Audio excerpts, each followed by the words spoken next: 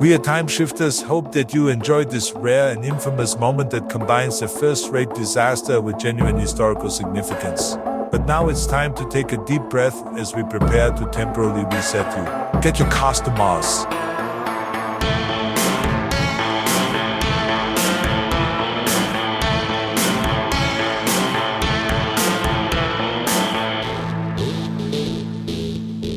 Everyone, this is Christopher and Tom, and this is the Time Shifters Podcast. In this show, Tom and I discuss and review film and television, primarily in the sci-fi, fantasy, and horror genres.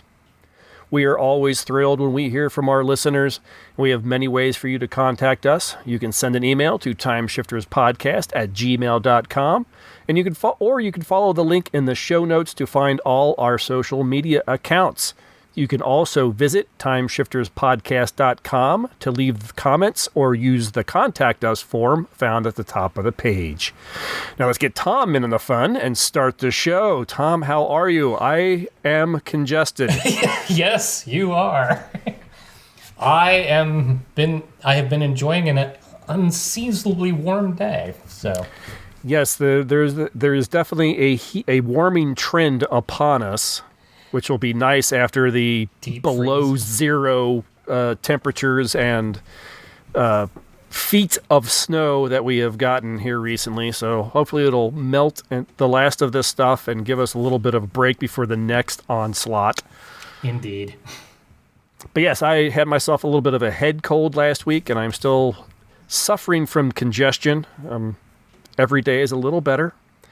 I am breathing better than I was a few days ago. I am breathing better and not using any kind of medication to do so. So that's a plus. It's always good to know when to finish riding that line and just ride out the rest of it. Yes, yeah, you just got to let it go. Because so many of the decongestants or whatever, you feel like one of those dried out husks. There's a fun routine by Nate Bargatze, a comedian, where he talks about his father's addiction to Afrin. And you know how on the bottle it says you're not supposed to use it for more than like 2 or 3 days? Yeah. Yeah. 6 years later. 45 years later. Yes. Like, holy crap. No, I had an uncle that was addicted to some sort of, I don't know if it was Afrin, but it was Right. some sort of nose spray. He was constantly using it. For years, he used that stuff. Yeah, and I can't even fathom. Now, I personally am guilty of just using a saline mist to keep things nice and moist, but nothing that has the hair burning drugs that keep your sinuses open. Yeah, so I'll continue to recover. You know, when you're not feeling good, what you can do is sit in front of the TV and watch stuff. Yeah, indeed. Haven't watched anything of quality. Not surprising coming from me, I suppose. Well, yeah, it's all relative in your world. Yeah, that's very true. I did watch a film from 2013 called Spiders 3D. Ooh. I, of course, watched it in 2D. Yes. Which eliminates any depth that this film might have ever had. So I'm saying I'm hearing the story didn't exactly fill in the gaps. No. The film starred Patrick Muldoon. Okay. Led the cast, and it was awful. It was one of those films where the entire story is just because the plot demands it. Whether that's, what the characters did, what the spiders can do. All of it was just, we need something to get us from here to here. Oh, I know. It was bad, not recommended. Visually, it looked pretty good. The effects weren't too bad. Yeah. There was moments where you could tell that spider's not there. But it was still, they were well rendered themselves, just not necessarily well rendered into the surroundings. Right, yeah, it's a screensaver on top of a film. Yeah, which I'm guessing because this thing was in 3D, it must have seen some theatrical release. I don't see how you get 3D otherwise. Right. So maybe just a drive-in fare or something. I'm not sure. Well, until you mentioned it, I can't say that I mean, it's not that long ago, and I can't say that I heard of that one. No. Sounds like I'm okay with not having. Yeah, no, you can definitely skip it. And I did check out Star Trek Section 31. Yes, and how did that go? I was kind of morbidly curious. Mm-hmm. I was seeing some of the trailers. I'm like, it's Michelle Yeoh, who I'm a fan of. Right. Maybe it'll be at least a decent action film. Yeah. I really wasn't expecting much in the way of Star Trek out of it. Right. Which is good because it's got none. I didn't even find it to be a good film, period. Right. It wasn't a good action film. It wasn't a good anything. What I really hate for any film or television show is when it insults the viewer's intelligence. Yeah. They telegraph things with a hammer. Oh, God. And then when things happen that we all knew were going to happen, it acts like, ooh, we should be surprised. I'm like, no, you literally said that was going to happen like 20 minutes ago. Why is this shocking or surprising? Or it was unfortunately really bad. Yeah. Yeah, even looking it up, like on IMDb, it only made a 3.8 out of 10. Generous. Yes. And I've had friends here. I have yet to watch it. I am fairly resistant, the same way that I am resistant to finishing Discovery. The fact that this is tied to that, and then on top of it, I've made mention, probably even on the show before, that I take issue with even the concept of a Section 31 in Starfleet. It kind of flies against Gene Roddenberry's real intention of Starfleet and the Federation. So the notion of a Black Ops division is just wrong. Yeah.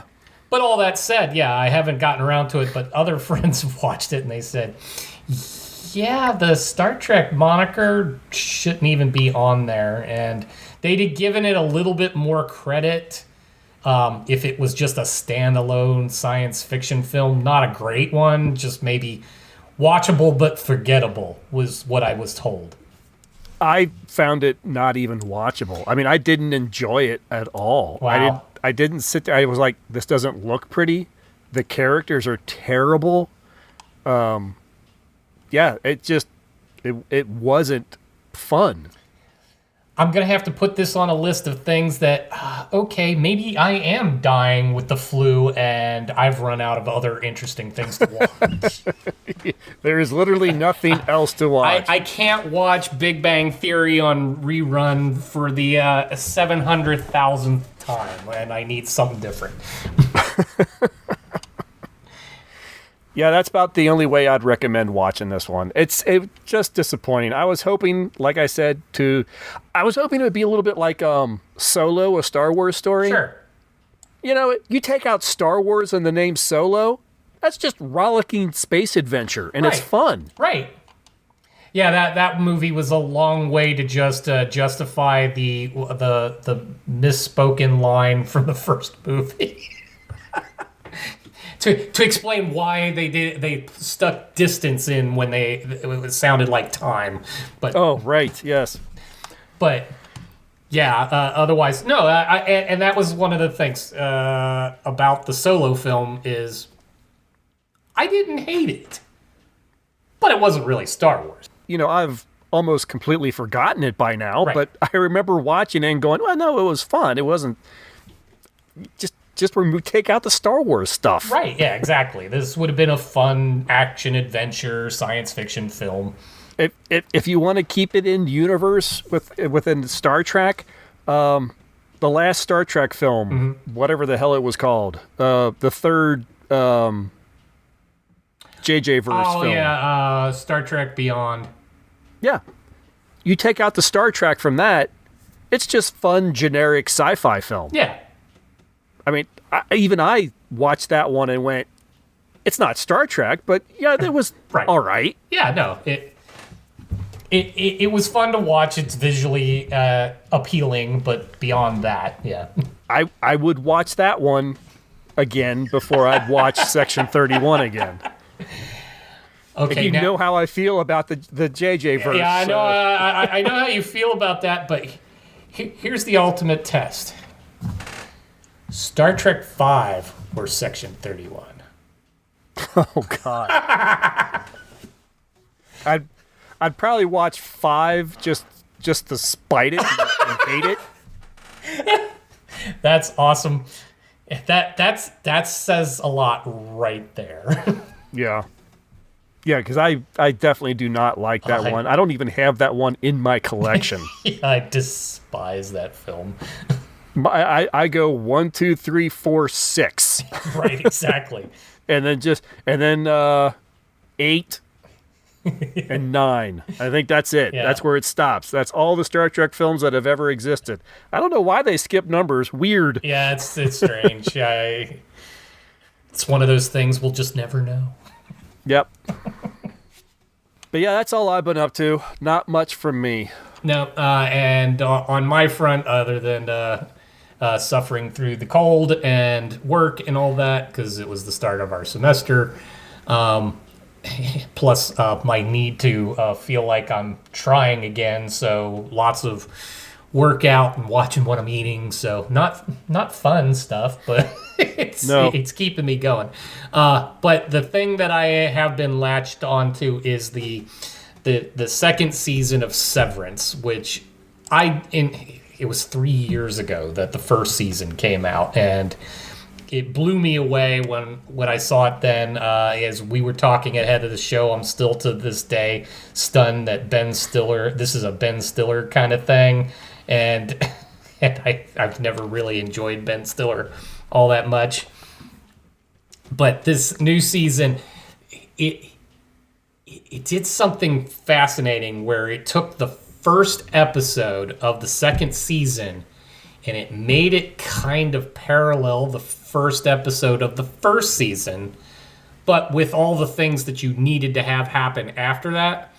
But because the way this is done is it's essentially a split personality story. You are one person when you're out of work, you are another person inside of work, all living in the same body.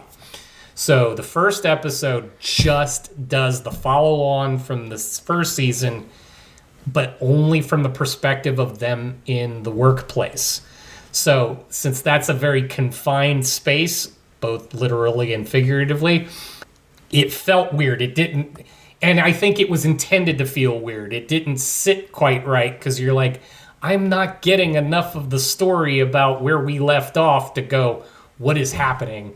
And then in the second episode, it repeated the first episode, but only with what happened outside of work.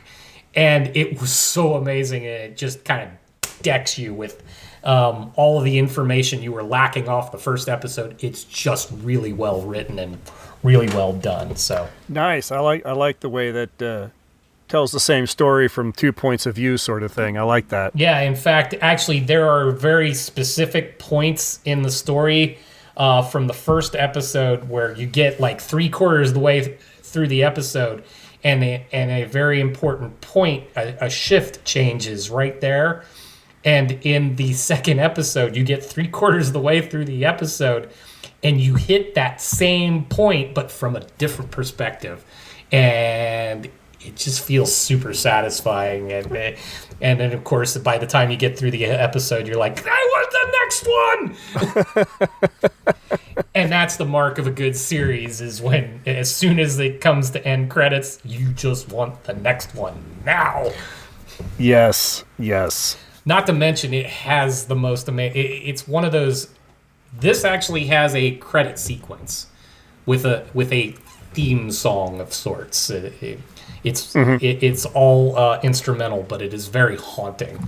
And there are those shows where when you get to that button that'll let you skip the intro. Yeah, you just don't. This one, you put that button away. That doesn't do anything. That's not for me. I need to hear this. I need to watch it. It's awesome. So, highly recommend. If you haven't tried Severance and have a way to do it, please do. Otherwise, you're missing out. I'm sorry. Yeah, awesome. Yeah. Very cool. Anything else, or shall we move on? I think it's time to move on. All right, we'll take a break. We'll listen to a promo for another podcast, and then we get back. We return to Mars when we watch 2000's Red Planet.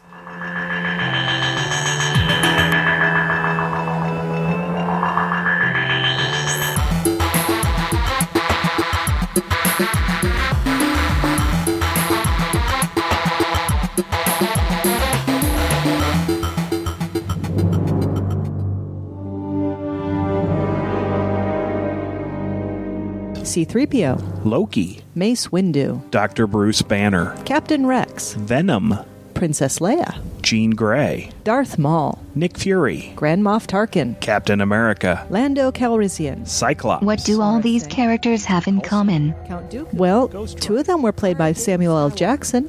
A couple of them were played by Hammer Films veterans Peter Cushing and Christopher Lee. Come on, guys. You know this. Well, of course we do, Jessica. Just like Mickey Mouse and Captain Jack Sparrow, they're all now Disney characters. Hello, I'm Tracy of the Disney Indiana podcast, and my co-host Scott and I enjoy talking about all aspects of the House of Mouse, and that includes their newest properties, Marvel and LucasArts. We also talk about Disney resorts, the cruise line, theme parks, and whatever else Mickey has to offer. Which includes movies, Imagineering, video games, and collectibles. You'll never know what we'll decide to talk about. So check us out at www.disneyindiana.com or do a search for the Disney Indiana podcast on iTunes, because now we've got a lot more to talk about. And don't forget about those other quote-unquote Disney characters like, well, Sully, Fozzie Bear, Buzz Lightyear, Link Hogthrob, Doug, Janice, Merida, Pepe, Bruce, Ralph the dog, Wally, Dr. The Disney Bunsen Indiana Honeydew. podcast. Even after 5 years, we're still miles away from the nearest Main Street, USA. New Zealand. We're not listed on the map, but you can join us at www.disneyindiana.com. This is the first and only feature film directed by Anthony Hoffman. The film stars Val Kilmer and Tom Sizemore, with Benjamin Bratt, Simon Baker, and Terrence Stamp as astronauts sent to Mars to discover why the terraforming efforts have appeared to reverse. Carrie-Anne Moss also appears in another movie about a woman stuck in a spaceship by herself. By the 2050s, Earth's environment has been devastated by ecological mishandling. For the last 20 years, mankind has been attempting to terraform Mars by seeding it with oxygen-producing algae. When oxygen levels begins to drop and the sensors break down, a man team is sent to investigate. An incident-free journey ends just as the ship is about to enter Mars orbit when a solar flare damages the ship. All but Mission Commander Kate Bowman use the landing craft to escape to the surface and the shelter of a robotically constructed habitat. The landing craft crash lands, critically injuring one man and leaving the other several kilometers from the habitat. Barely making it to the habitat before their oxygen runs out, they discover the structure has been completely destroyed. Now left to asphyxiate in their suits, the men open their helmets and discover a breathable atmosphere, despite there being no signs of the algae. Now, with some hope, they head to a defunct Russian lander that might be able to get them back to the orbiting spacecraft that has been repaired enough to get them home. But there are unexpected dangers on Mars. Their damaged robot, Amy, has activated its military mode. It is now stalking the group. And the answer to where the algae has gone and the life-saving air has come from may be the deadliest discovery of all. This was filmed in southern Jordan and in the Australian outback. One of the first mobile probes sent to Mars plays a pivotal role in the survival of our heroes. The Sojourner, part of the Pathfinder mission, is used and cannibalized in order to get a working radio that can be used to communicate with the orbiting ship. While only science fiction at the time this film was made, the movie does predict the flying of an aerial drone in the Martian atmosphere. There were numerous reports of issues between Kilmer and Sizemore. Kilmer, who had a history of being difficult to work with, and Sizemore at one point during production refused to appear on set together forcing the production team to use body doubles to shoot many scenes. Oh God, didn't know that. That's awesome. Yeah, I have heard from a few different sources that Val Kilmer could be troublesome. Given his history, that's not entirely surprising. I don't know what about his history though. He feels like he's the last person that I feel like should have some sort of prima donna. He got his big break in Top Secret, for crying out loud. I know, but for some reason, they're not like. By the time he makes Iceman in Top Gun, I don't know. There's an air about him, and I understand he's from other films. I heard stories of difficulties. So, I just wonder if he just picks up things by who he's worked with. I mean, he did. Well, what was the film about the lions in Africa, where he worked alongside? Oh, damn it! I just had his name. The Godfather, Marlon Brando. Marlon Brando. Yeah. Yeah, and I can't even imagine what that set was like when you got egos like Marlon Brando and apparently egos like Val Kilmer clashing together. A Ghost in the Darkness, I think it was called. I could be mistaken on that. It was a good film, though. I liked the film. But yeah, I just maybe he just saw how Brando acted and went, I'm going to do that. He's my hero. Let me act. Right. Maybe I should act like him. Yeah, maybe not a good call. Yeah.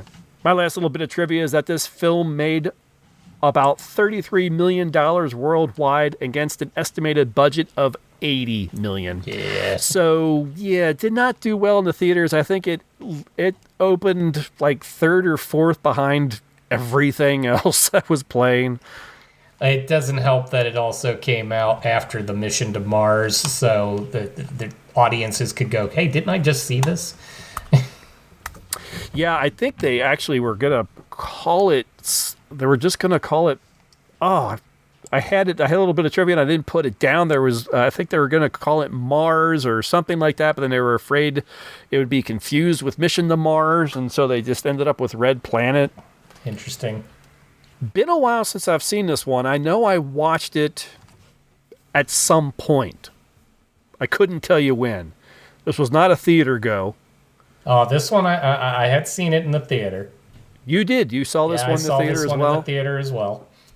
I guess when it came to home video at some point, I must have picked it up. Right, and then after the theater, I don't think I might have caught like a scene or two if it was on cable once upon a time, but I've never had a full sit down and rewatch till I watched it for the show.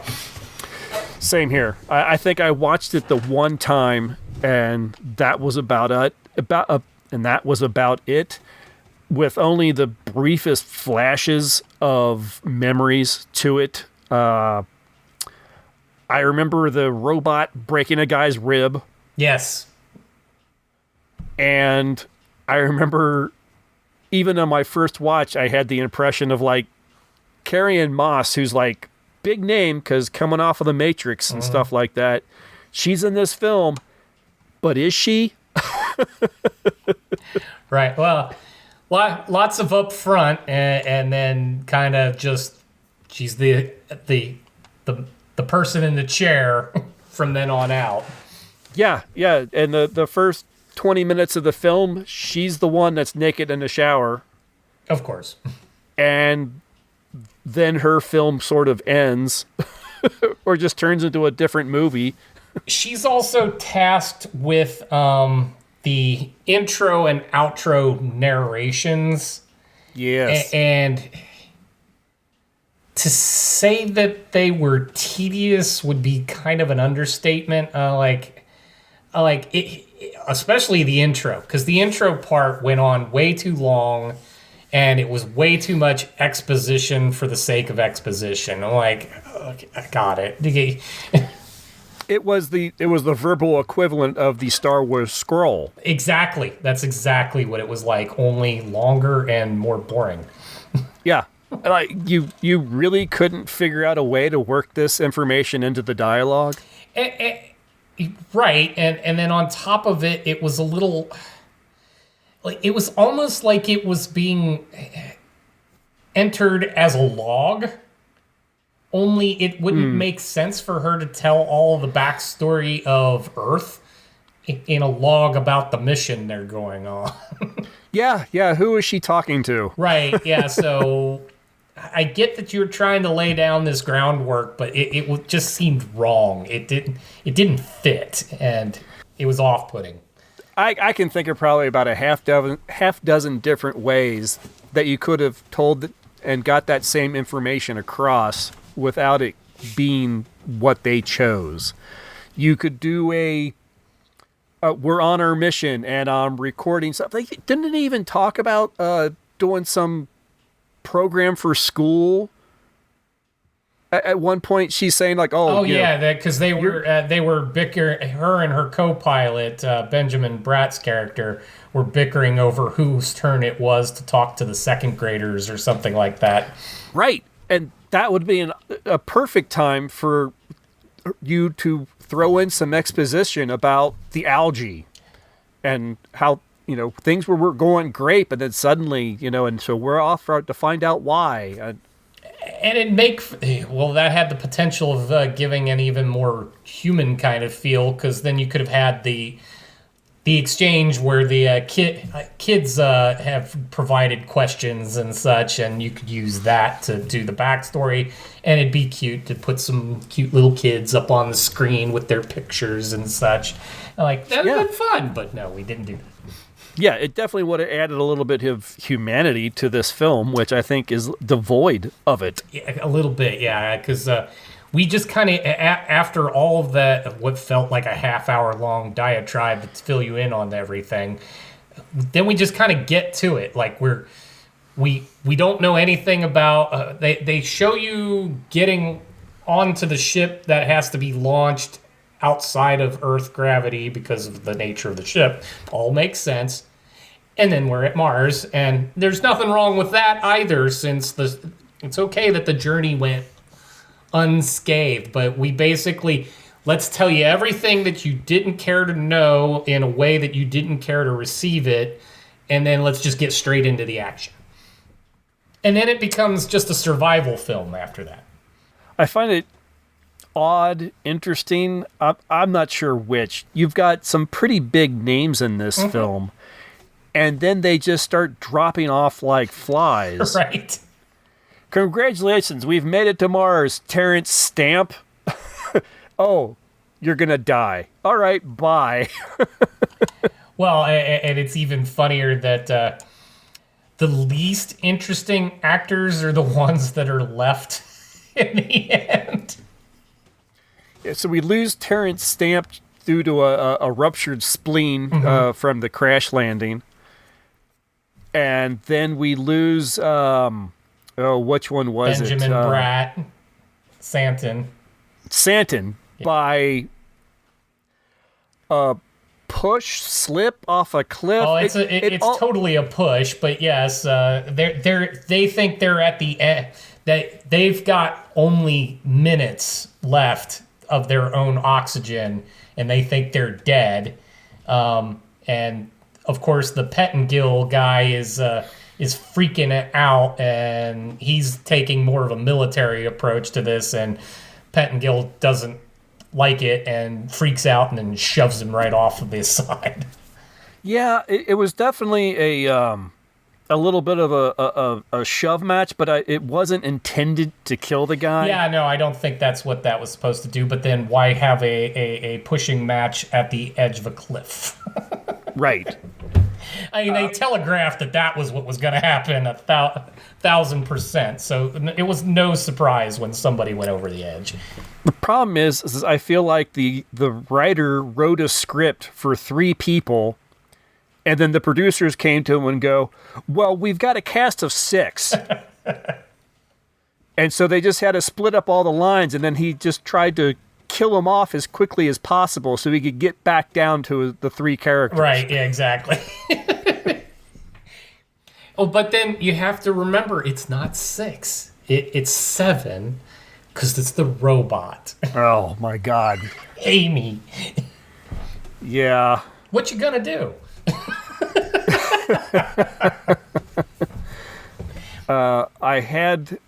Hang on a second. Let me look up what she stands for. Oh, I got it if you want it. AMEE, which stands for Autonomous Mapping, Evaluation, and Evasion, which is an odd acronym, a tortured acronym. Yeah, that's somebody that just really wanted to call it Amy. Right, exactly. Maybe one of the writers had a girlfriend or something. Right. Or maybe not a great girlfriend because Amy was a hateful little thing. That made absolutely no sense. Why would you send this thing on an exploratory mission to Mars that you are assuming is uninhabited? Mm-hmm. Why would this thing have a quote-unquote military mode that would make it turn on you? Well, and who the hell programmed this military mode? Because it's not just it's not just ready for combat. It is sadistic. It goes through an entire military exercise where it breaks a man's rib just to leave him as a liability. That's just weird. Yeah, that is Robo MacGuffin for sure. I think I described it somewhere as Chekhov's Robo MacGuffin. Right, yeah.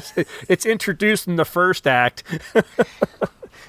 Right, in fact, you even get to see our hero.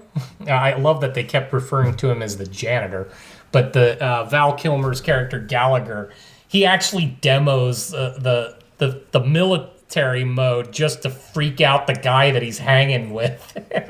Right. Why? As soon as you did it, you knew that was what was going to go wrong. But either way, it didn't make any sense for the mission they were on at all. No, absolutely not. Why combat? I could get defensive, but why actual straight up combat, like the aggressor combat? Didn't make sense. Yeah, no. If it was going to have any kind of military mode, it would be more like, "Get behind me, I'll protect you." Exactly. That's what I'm saying. This would be more an opportunity for the 3 laws of robotics than oh, you know what? The military had started making these killer robots. Let's just use one of those for this mission because that makes sense. Once they kind of use up their oxygen and get through that, this movie has really no tangible threat. Amy's out there, right?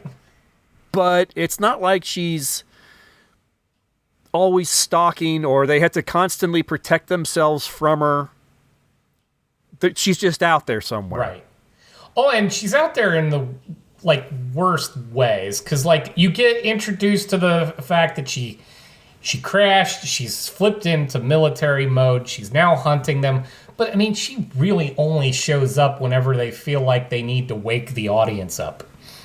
Yeah, a little bit, because once we can breathe, all right, that threat is eliminated. They do go, somehow they don't have food and water. That's never mentioned. Right. Or brought up, other than them when they say, now we don't have any food and water, and then never, ever crosses anyone's mind for the rest of the film. Right. There's a moment when they're in a cave to escape an ice storm where there's water dripping on them, and you'd think at some point someone might try collecting the water. Try collecting or remember that they're dying of thirst and drink some. No, nothing. No, it's completely ignored. And this is part of where it's a missed opportunity. I actually don't mind that there was the threats like you think. There was no monster other than the robot. That this was partly supposed to be an intellectual exercise. That humanity tried to bioengineer Mars to be a livable environment, and They actually had a reason to go, a legitimate reason to go find out what happened. There's actually some interesting stuff going on, especially when they discovered there actually is at least a very thin oxygen atmosphere. There's remnants of what they did. And it starts becoming a scientific puzzle to figure out. And that would have been interesting, but actually, this is where the killer robot part takes away from some of that. There was potential for fun. I mean, they are on a clock. They know they don't have those things. Yes, there's the discrepancy of, oh, we got a chance to collect water and we didn't. But, I mean, this is a race to get off the planet with what little technology is available. So it's almost an escape room kind of setup here, which could have been fun, but we undermined it at every turn. Yeah, you go back to Robinson Crusoe on Mars, and it's like that showed more drama of him trying to survive. Yeah, and that film was 50 years old. Exactly. At the time of this film. Even, yeah. Not even to where we're at now. Right. They introduce the other threat, sort of, in the last, 5 minutes of the film. Oh, yeah. When they find out that there's these insects that have gone on, that I guess are Martian insects or something, that have been eating the algae and then exuding oxygen. So that's where the oxygen is coming from, despite there being no algae. And they make them a sort of threat, but only one necessary. Right. Yeah, they're not everywhere. They're not in constant threat. It's not even until they discover the algae field that's still remaining that we even discover the bugs, or the fact that they'll even... They just want to eat anything organic is more or less what the premise is there. Or apparently anything, because they're supposedly what's responsible for the destruction of the habitat. Tom Sizemore, when he goes down and he's being covered by these things, he yells, "They're eating through my suit." So they can apparently chew through metal, plastic, whatever. Sure. I feel like the special effects team screwed over the production team here, because the script says it's some kind of nematode. That's a segmented worm. Right. These insects are like arthropods. Yeah, they looked a lot like an aphid. Yeah. So did the special effects team kind of not read the script, or just decide to well, this looks better than a worm? Sure. Well, they wanted to... Well, worms don't look like a whole lot when they're moving, and this had legs and the little wings that would flutter off the back, but they didn't actually fly. Right. So yeah, I really wonder if it's the script and the special effects were a little in separate rooms, and some decision was made to go, oh, yeah, that's not really exciting, is it? Make him look like a cicada. I thought the other thing that you were going to point out is just that we wait to the almost last minute of the film to point out that their only potential escape route will only take 2 of the 3 of them. Well, that's another moment that could have been interesting storytelling. And instead it's, oh, that guy got killed by Amy. Right. That problem's solved. Yeah, no, and that's the problem with it, is they introduced that as an element which could have had potential for all sorts of psychological drama at this stage. How do these 3 remaining astronauts want to handle the fact that only 2 of them can leave? But not only do they introduce it, but resolve it almost in the same conversation, and then resolve it again. Because Gallagher says, I'll be the guy that stays behind. And yet, the guy that freaked out and shoved the guy off the cliff is also the guy that freaks out, runs off, and then gets himself killed. And what? Why? And I feel like the best scene and some of the best line is in that like 30 seconds. When Gallagher says, "I'll stay behind, you guys get on there, go home." And he's like, it's Russian. It's probably going to explode 10 seconds after takeoff, and I'll still live longer than you two. Yeah. That's a great little moment. Yeah. It's like, that's the most natural and fun moment in this entire film. It's like just little 15 seconds or so of this film, and the rest you can skip. and then you like minutes off of delivering that line, they just continue to ruin it from there. The other thing I'm going to pick on in this film, which I had forgotten and still don't feel like it had a place in this, it is the constant conversation of faith. Because the Terrence Stamp's character, who's talking about his degrees and all of this stuff, has to get into the whole, well, I moved over to philosophy and been searching for God ever since. And then that has to continue to play out because even Gallagher kind of picks up on that later and decides all of this happened because God and all that. And I'm like, it didn't fit. It didn't fit with what this was. I don't have a problem with people talking about faith in a film, but this just, it was so out of place. It didn't make any sense to even include it. Well, and that's where it's kind of how I describe pretty much all the major plot points in this film. Amy might have been interesting in another film. The question of faith might have been interesting in another film. The three men trying to decide who lives, who dies might have been interesting. Right. But you throw it all into this film, and it's just, everything feels odd. Right. Yeah, no. There's potential here, and all of it got squandered, so it ends up just being kind of dull.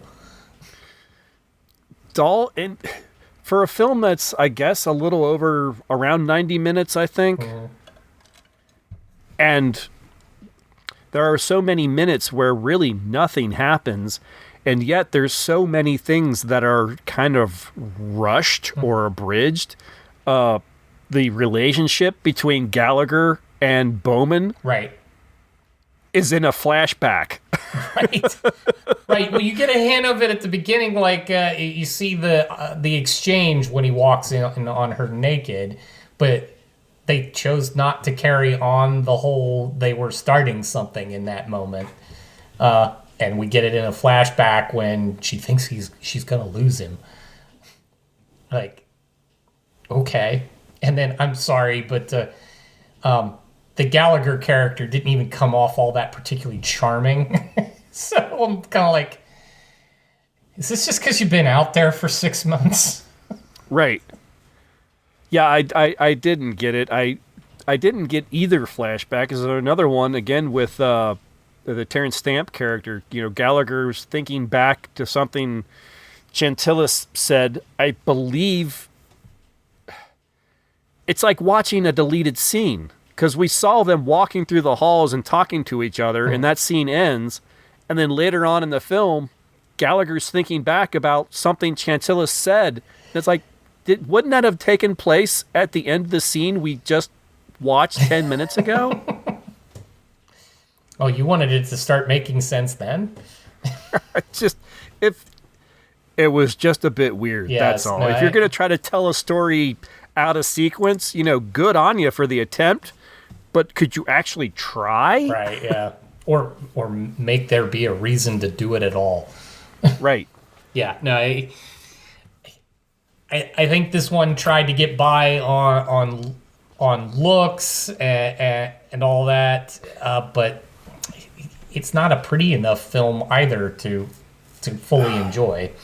Yeah, it's okay. Some of the design is good. The look of the spacesuits and everything I thought were impressive. Their version of Mars, worked. Where did I say? Jordan and the Outback. Yeah. Yeah, I thought was, a good stand-in for the Martian landscape. The spaceships, looked fine. It looked, believable. Although I did have a problem again with the effects. Many of the kind of beauty shots as that ship flew by, it had rings, but they didn't look like they were turning. Right. There were times when they weren't because because the ship was damaged, but no, during the flight to Mars, and it kept doing all these beauty shots. Either it's because of the way the camera was panning or what, it didn't look like those rings were turning, yet everyone had gravity. right. It wasn't until later when they're finally in orbit around Mars that when she actually reboots everything and you see them turning again. Like, did someone forget an effect or something? Well, and I took issue too with the whole. I know you want a visual effect when theoretically you wouldn't get one at all, but I hearken back to any time Star Trek tried to blow up something, but they didn't want to fully destroy anything, so you get these electrical surges off of and when they get hit by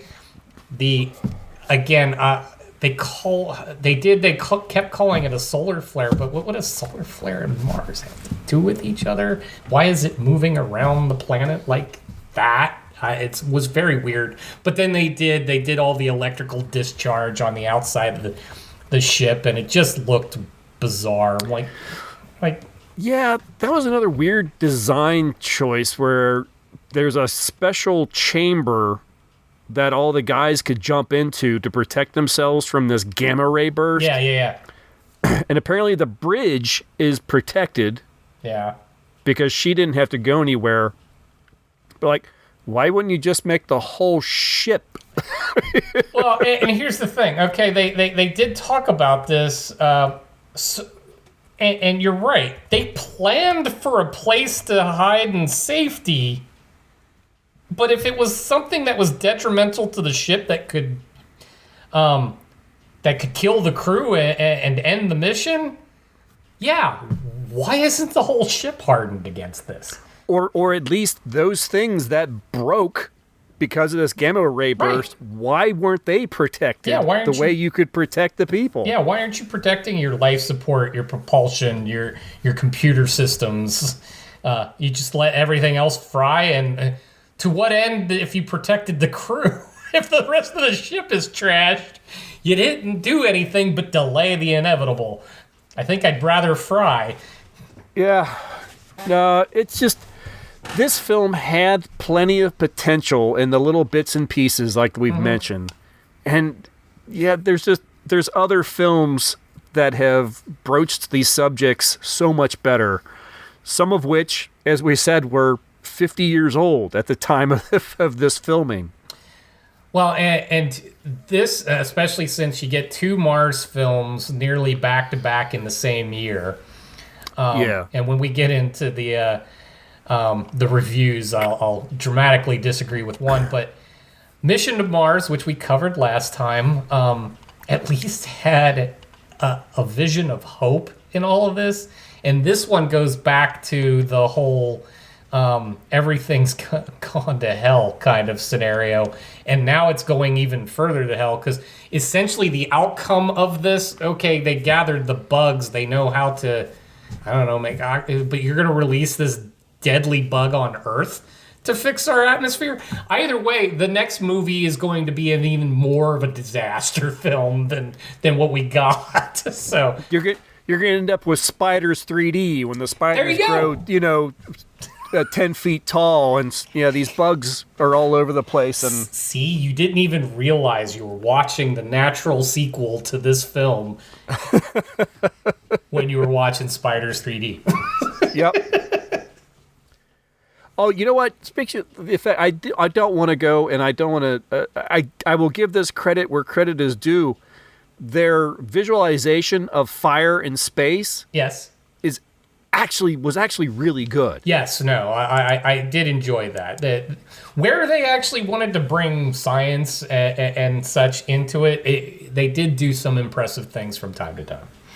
Where they tried, right, they did really well. Unfortunately, through most of this film, I don't feel like anyone really tried. And it's unfortunate. I hate sitting here and kind of bashing the entire film, but It has lots of good elements. It just didn't pull them together into a focused story. It didn't know what it wanted to be. I think that's exactly it. It tried to be too many things all at once. Right. And it failed at all of them because of it. Right, because you just kind of played lip service to each idea that you had. Nothing got fleshed out. Precisely. Yep.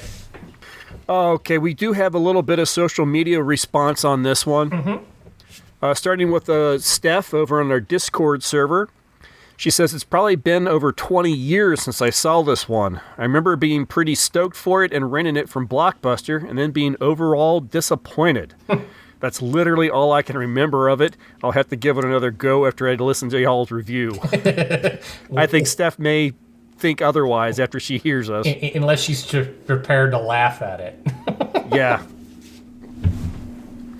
Over on Facebook, on the Time Shifters fan group, Mike Forgetto of the I Used to Watch This podcast chimes in. He asks, was this the one with Val Kilmer and a robot? Amy, I think? It was a little cheesy. The bugs near the end were gross. And good friend Barry Wurst says, when Mission to Mars came out, I was majorly disappointed. Red Planet felt like the leaner B-movie version. Now, I still like Red Planet, even as they should have gone all in and provided aliens. Looking at Mission to Mars today, it's still uneven, and that Ennio Morricone score isn't great, but De Palma's set pieces and that bonkers ending have won me over. Both Mission to Mars and Red Planet play like lavish updates of 50s-era B-movies. Yep. The kind that would be the second feature to show after Forbidden Planet or The Day the Earth Stood Still. So that was really almost more of a comment about our Mission to Mars review. And I agree with him with Mission to Mars, and we said as much, that that was very much kind of harken back to the 50s B movies. This one, I was kind of hoping it would do the same, and maybe it did, but not any of the good ones. Yeah, no, this is Mystery Science Theater fodder. Right. Yeah. And it's interesting they mentioned the score on the last one. This one had almost nothing. Like, the music is in no way memorable or helpful to the scenes. Nothing that stood out, because now that you've said it, I'm thinking there was music. There was. It wasn't as weird as the stuff from Mission to Mars, but with the organ grinder kind of stuff that they had going on. But this one, I mean, it was just it's kind of like they could have dialed up. If we had the AI generators back in 2000, it would be, please come up with a lackadaisical score for a sci-fi film, and that's what got played. It just reminded me that Mike Forgetto, I think it was, just recently listened to our Mission to Mars episode, and he commented on Threads. He's like, "Yeah, good call out about the music. You know, it was really weird." And I was like, I think they were going for Dread, and they ended up with Dreadful. That's pretty accurate. Shall we do the professionals? Yeah, what are the critics? That was all the social media we had for this. Oddly enough, and I'm going to start with the best, which was right out of Roger Ebert for Chicago Sun-Times at the time. He stated, the acting is serviceable. Most of it consists of functional observations and commands. Terrence Stamp is given a brief opportunity to philosophize about the limitations of science. Val Kilmer is convincing as a competent space jockey with a mechanical and scientific background. And Carrie-Anne Moss, whose character Bowman is a nod to Dave Bowman from 2001: A Space Odyssey, is convincing as a no-nonsense pilot.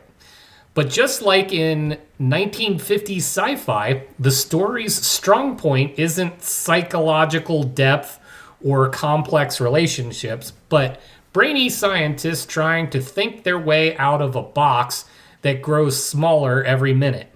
To like that kind of story is to like this kind of movie. I feel that's generous. He's being very generous. I agree with the point, but I think he's being a little generous to like the level of what was happening. You know, like, Roger, did they give you money? Because it's a little even much. Yeah, these guys are quote unquote heroes. The guys on Mars, do they solve anything? Because, oh, we're going to die, we're going to asphyxiate, we don't have any oxygen. I'm just going to end it all. I'm going to open my visor. Oh, I can breathe. Oh, what are we going to do? We're going to die. The biggest thing they think of is, hey, let's go cannibalize the rover. That's their big thought through the entire film.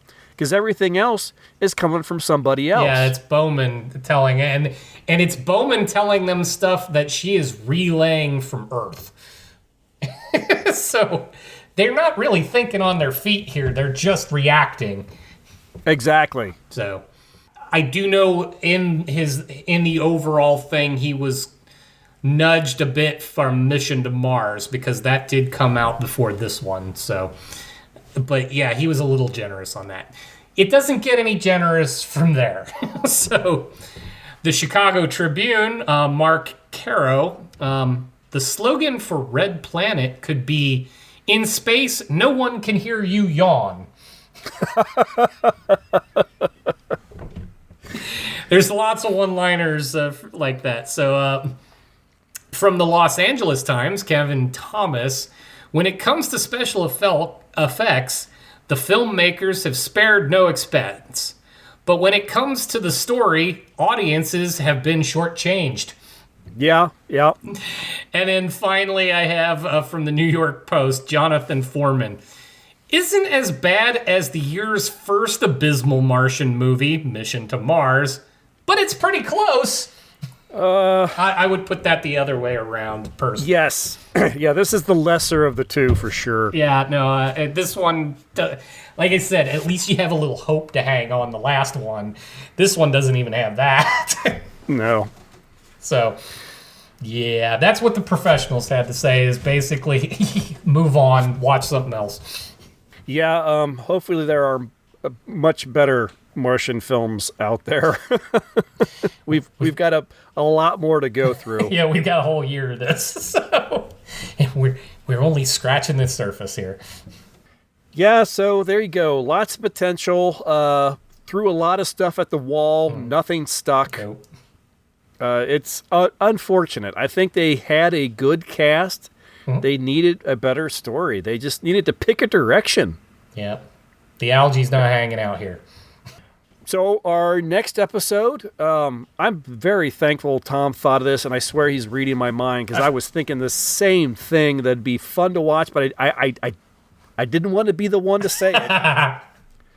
But he suggested we go a little bit more deep think a little bit and look at 1980's The Martian Chronicles.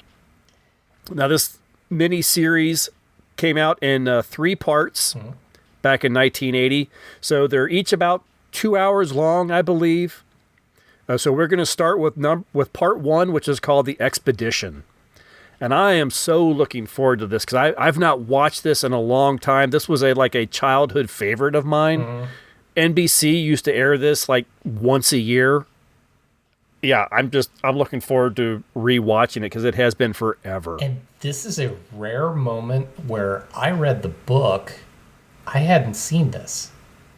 Oh, really? I Interesting. have not I have done both. Yeah. Oh no, and I get that, but usually I'm good for the watch, but not necessarily the read. In this case, it's completely the other way around. So this will be first time watch for me. Oh, very cool. Yeah. I may even have to pull the book out and just refresh my memory on some of it. Yep. Because it's actually a book I think you can read bits and pieces of without and get through quite a lot, because it's effectively a collection of short stories. Yeah, it's kind of like a diary. Yes, exactly. It's like a chronicle. Very much. they kind of built it into the title. Yeah, very good point. Yep. So we're going to be looking at those. Unfortunately, this is not streaming anywhere. I have it on DVD. This is what we'll be watching it. So if you can find this from the library, or if you own a copy, share it with your friends so they can watch it as well. But definitely, it ran for so long back in the 80s. I'm guessing if you're a fan of sci-fi, you've seen it. So yeah, send your thoughts on that one to us, because I'd love to hear other people's opinions. Definitely. On the story. Well, I want to thank everyone for listening to the Time Shifters podcast. If you have any feedback or thoughts on anything we discuss on this episode, or what we'll be discussing next episode, please send us an email or comment in any of our social media posts. Follow the link in the show notes, or visit timeshifterspodcast.com. If you can spare some time, and wherever you are listening to the show allows you to leave a rating or a review, please do so. That does help more people find the show. And if you can spare some change, visit kofi.com/TSPOE podcasts and donate it. This will help with the costs of web hosting and episode production. Our episodes will always be free to you, but any help you can offer is greatly appreciated. And hey, if you're a stuff kind of person, then please consider shopping at TeePublic by using our affiliate link. Again, just follow the link in the show notes or on the website. It won't cost you any extra, and anything and everything you purchase will help us as well as support many independent artists. That is going to do it for this episode. We will talk to you all next time. Bye, everybody. See ya.